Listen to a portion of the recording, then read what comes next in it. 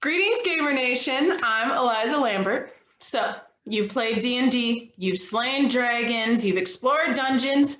What else does the world of tabletop role-playing games have to offer?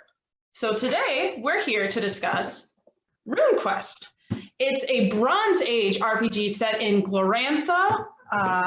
So I'm here today with the Vice President of Chaosium, Jeff. Welcome, Jeff, to the show. Thanks for coming. Hi there. It's good to be here. Hi. So I'd like to get started right away. I have a few questions for you about the game from the perspective of someone who's only played D&D before. Sure. Yeah. So what do the characters do in RuneQuest? Well, so the typical RuneQuest character goes out on adventures on behalf of their community, of their cult, of their family, and of their god, which is a different motivation than from a lot of D&D campaigns. You know, characters might strive for leadership in their community. They might be seeking deeper connection with their gods or spirits, or they might just be motivated by their love of their family or their hate of some, you know, whatever overlords are trying to conquer their people.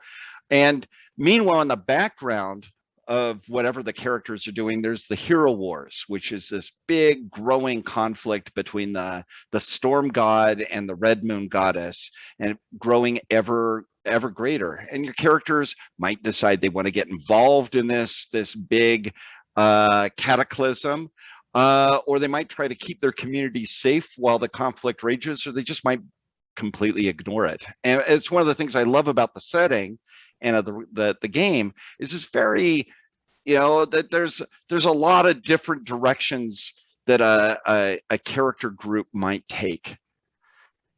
That's my favorite part of the role-playing games, is feeling like you have the control over where the campaign story is going to go. So if someone has played D&D, what will they find familiar about the gameplay, and what will be terribly different? Okay, well, why don't we start out with what's familiar? RuneQuest and D&D, they basically date to roughly about the same time in the 1970s.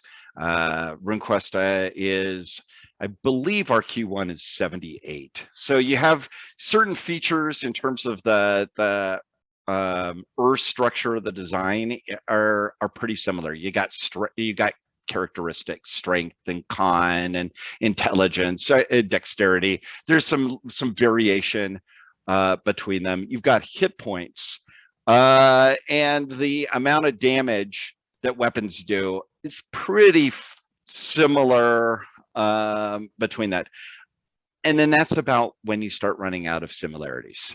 The list starts getting very, there starts being a lot of differences. One of the first is there are no classes. You know, there is no class of archetype in RuneQuest. Your characters are what you make them to be, whatever skills, whatever passions, whatever personality that you give them, that's what your character is going to be. Everybody has magic.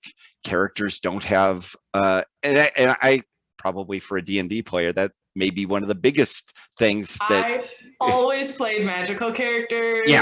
I love collecting spells. My favorite's Mage Hand. Well, it is. So in RuneQuest, everybody has magic. It's a you know, there are gods and spirits everywhere. So there are, no matter what character type or character concept you have, you're going to end up most likely knowing magic, knowing some spells, and possibly some really cool ones. And they're really different. You know, you might, like, so within some of the big cults they have, you have the followers of the earth goddess, and she has really powerful magic over the earth and over healing. And in a game where your community matters a lot, being the one who's able to make sure that the harvest happens is actually really obnoxiously powerful. And, you know, so you have, you know, a lot of magic that's associated around with the earth, the harvest, the community. And meanwhile, there's other gods or deities that have radically different magic, like the storm god with his thunderbolts and lightning and winds, and you know, so everybody has magic, but every magical character is wildly different. And then the final, you know, obvious difference is there's no levels. You know, you progress in your skills, you get better with your skills, but at a certain point, you just, you know, okay, you're getting a little bit better, you're getting a little bit better. Where your power increases is you start getting more and more magic, more and more abilities to cast these big spells. But you're still a mortal person. It's not like playing a 20th level D&D fighter where, you know, you've got these giant hit point pools and are able to fight these long attritional battles. You're still, you know, a really, really tough RuneQuest character is still just a person. And on a bad day, they're going down. Yeah. And to me, that gets us to the two biggest differences. In RuneQuest, combat it's fast, it's gritty, and it's lethal. And every time you pull out a sword, that may be your last time. It doesn't matter how awesome a fighter you are. Every time you resort to violence, yeah, you might have a bad day, you know? I mean, that's more realistic. I mean, in the real world, a normal person getting stabbed a few times is not going to be able to.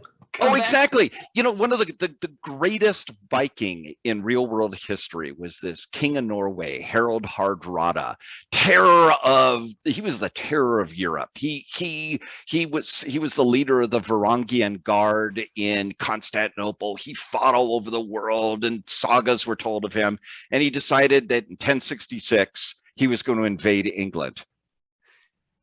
Shows up in England with his army, and gets shot in the eye and dies right at the beginning of it. And you know, that was like one of the greatest Vikings of all time. And to me, what that does is it makes resorting to violence in your role-playing game something you have to think about. Because, you know, do I really, you know, okay, we've there's this obstacle and maybe we want what's past it, but is killing them really a smart thing to do? And to me, I love that, because you have to put a little fear into the players that that violence may not be the smartest way to resolve every situation. And then the other thing that's a huge difference for D&D is the setting itself. In RuneQuest, the gods are real. Mythology is you know, actually matters in the game, and you're exploring this fantastic mythological setting that is, it owes way more to the ancient world of Homer or the Mahabharata, or you know, Alexander, Semiramis, or Dido than it does to medieval Europe. And that's another change. It's a less familiar world, more magical and more mythological.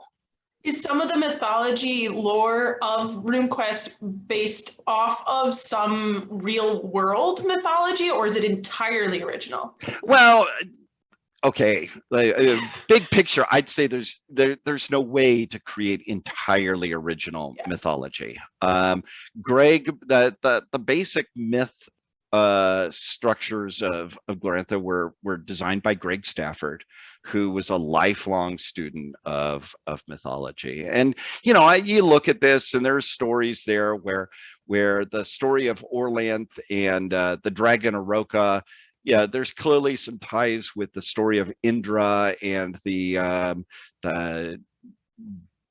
dragon, if we want to call it a dragon, and I'm spacing on the name of it. I think it's Vritna. I should remember these things off the top of my head, shouldn't I? There's too many names to memorize in all of the world's lore ever. Exactly, but you know, the lore of games. Greg was really heavily influenced by a lot of Vedic mythology, a lot of Native American mythology. He was always, the grandmother spider was something he was always fascinated with. And so in Glorantha, the great goddess of Glorantha, is this the cosmic spider, Arachna Solara, because the idea of the universe being held together by a web was just such a poetic image. Oh my gosh, I So, love that. That's so cool. but the thing is, the setting is as rich and deep as you want to go with it, and that also is a big difference. So for D&D, it isn't um, a pastiche of medieval tropes. I don't mean that bad in a really bad a bad way, but in usually D&D, it's kind of our world with some medieval-ish trappings on it. And Yeah. Glantha, it is, you are in the world that the ancients believed they were in. Very cool. Well, we started to kind of touch on it as I asked that previous question, but what are some of the peak moments in RuneQuest? What's the peak moment? Well, okay, so when you're playing, what I notice players get super excited about is when they as a group discover or created something new about that setting that nobody knew before. And they start exploring. And there's a certain point where you start understanding the mythology and how these things all link together, and suddenly they get it, and they start having these adventures where they're now creating their own additions to the mythology of it. And I'll give an example. When I was just at Gen Con recently, and I was running a game, and the plot idea was there was a local boar goddess that was angry, and she was angry at the players community, and so she was threatening the community with destruction, the sort of stuff a giant boar goddess could do. And the PCs, they investigated the matter, and they learned that the boar goddess's sister, the local wheat goddess, was angry that the local community hadn't offered her her proper worship and sacrifices, and basically because they gave away the local village had given away the little goddess shrine, their traditional one, to another group in exchange for cash and money and favors from the imperial power. And it raised all these questions for the players about whether, well, can land be sold or transferred without the permission of spirits or goddesses, if there are goddesses? And hey, what does this mean about consent in arranged marriages? And it started going in this interesting direction. Here I am, the GM. I hadn't thought of, had put any of this. And my players, who were brand new to the setting, were basically telling me about how they understand all this stuff going together, and they were creating, and they weren't just they were creating meaning in the setting, and I loved it. For me, that is always a peak moment that you get in RQ. I mean, cool fights are awesome, but when I start having players create and experience a myth, that's just that's what gaming's all about, isn't it? Yeah, I agree. That's why it's role playing. It's not just about creating the world for your players, but having the players influence the world. That's why we both have creative liberties a little bit. well, exactly.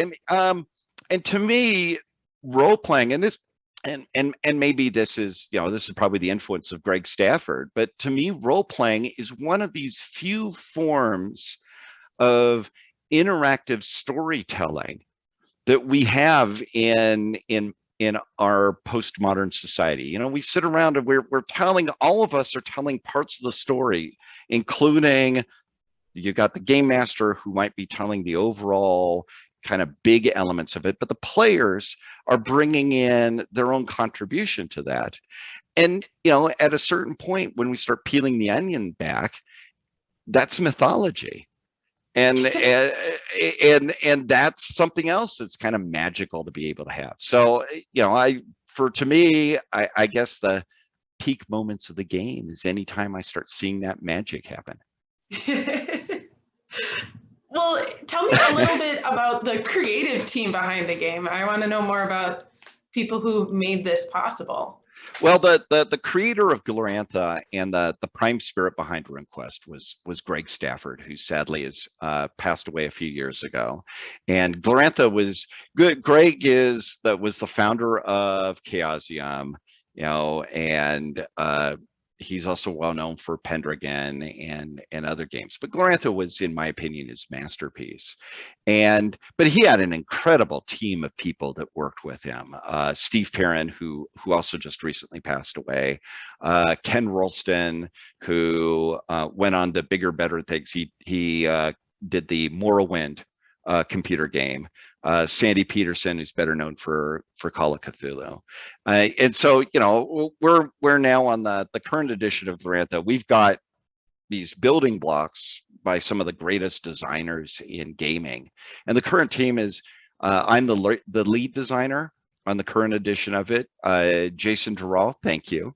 Jason Dural is our line editor. But we've just got so many wonderful people that we work with on these. And the people actually I'm most blown away with on the current design team are the artists and cartographers.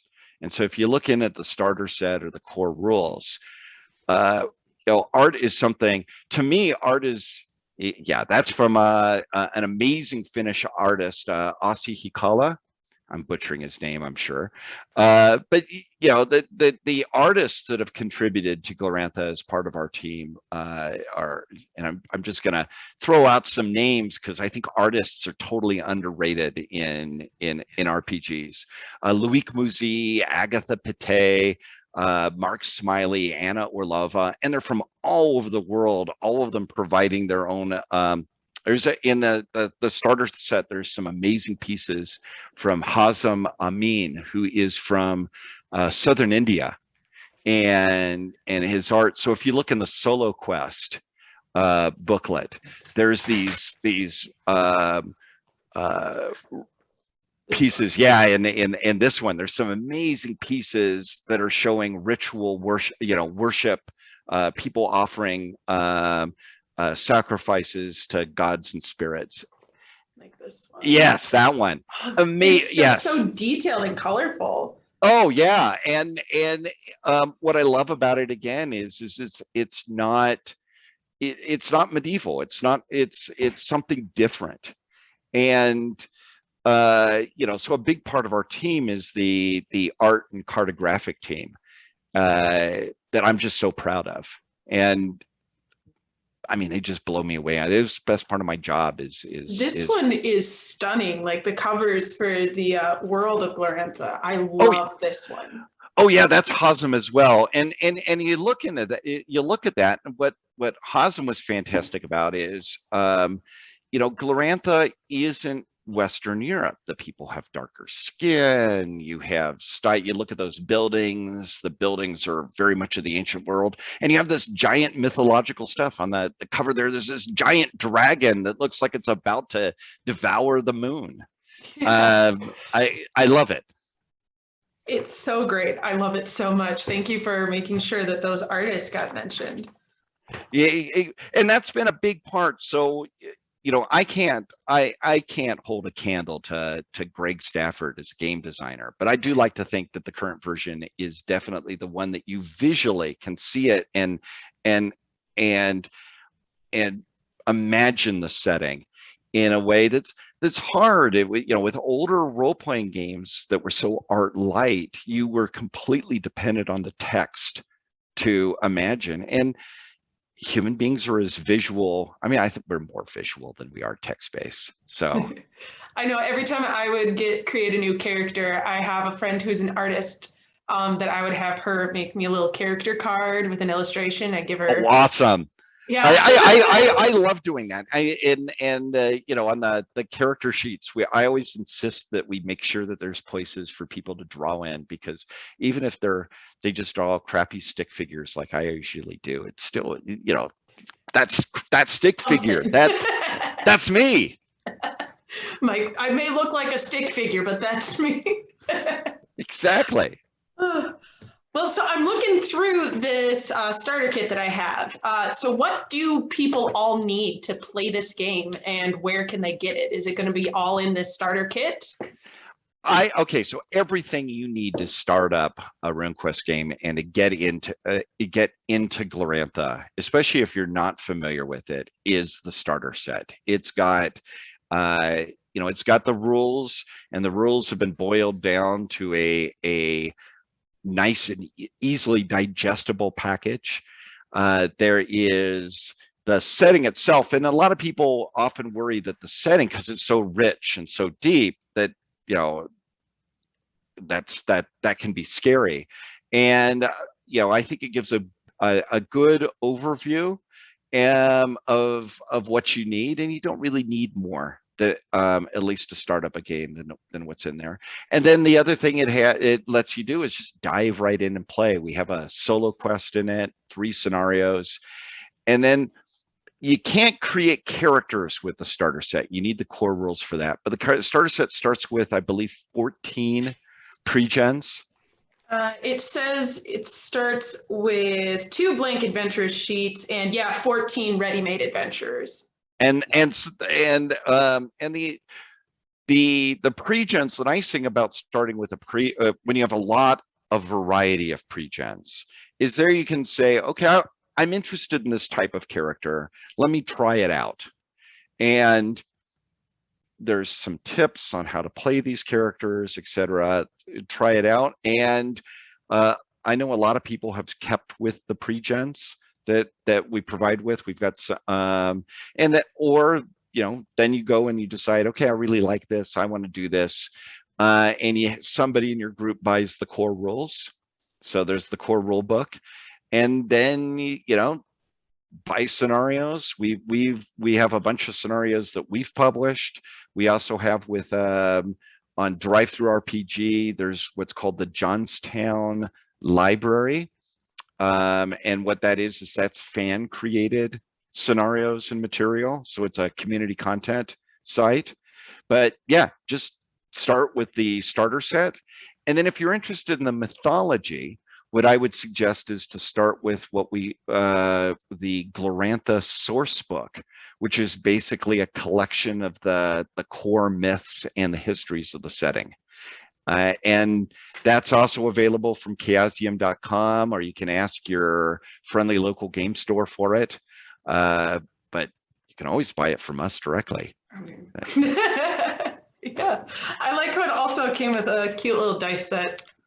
Oh, but because okay, so the other thing is, if you're playing D&D, you don't use percentile dice. So this makes sure you have the percentile dice. Yeah.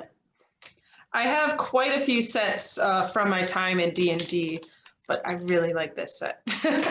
I have been told that the dice set has kind of a bronze feel to it. Bronze feel. It kind of looks like honey. Bronzy. Oh, honey, amber. That's even cooler. Yeah, it's got I see some different shades in there. It kind of looks like honey. They really came out nice, didn't they? They did. I like them. I love including it. I love the idea of including in the starter set, include the dice, and there's pretty much everything you need to start up a RuneQuest campaign in the starter set. So that's where I would start from. I would say that having a starter set with everything you need to start seems like a good idea. Yeah, then otherwise it's kind of false advertising, isn't it? Right? Yeah, it's here's the starter set. You need to go buy 5 more things. Exactly. No, that's start with that, and then you can go, like the setting itself, you can go as deep and broad as you want. You don't have to. There's some people there's a giant 2-volume encyclopedia of the setting called The Guide to Glorantha, which is totally awesome. You don't need it to play, but it's cool. And that's kind of our design approach is, make sure that there's an entry point that people can get into and see how far they want to go. And then they can go as far as they want to. Yeah, I like that a lot. Well, is there anything else you want to add that we haven't covered already? I think this was a pretty broad-ranging interview.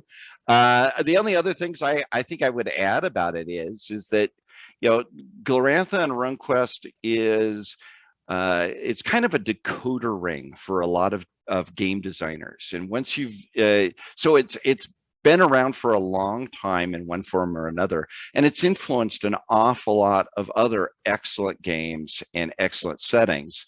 But once you see this and you see the game itself, you start a whole lot of other games start lining in and like, oh, that's where that comes from. So like Call of Cthulhu comes out of RuneQuest. RuneQuest was a huge influence on Ars Magica and even on Vampire the Masquerade. 3rd edition D&D, there's a lot of RuneQuest elements put into it because Jonathan Tweet is an awesome guy and a great RuneQuest fanboy. So hi, Jonathan. It's even things like if you look at Morrowind, the old computer game, once you've seen RuneQuest, you go, oh, Ken just took those right out of RuneQuest, didn't he? And so it's kind of an interesting thing there as well. There's a big long history of this game being an influence on other games and computer games. I like to think it's just because it's an awesome game, but you should check it out yourself. Yeah, I've got my group that I usually play where they were eyeing this last time they were over. You gonna run it? Got a date set up. We're gonna try it. Awesome. All right, well, thank you so much for joining us. Thank you. It was a pleasure. Anytime.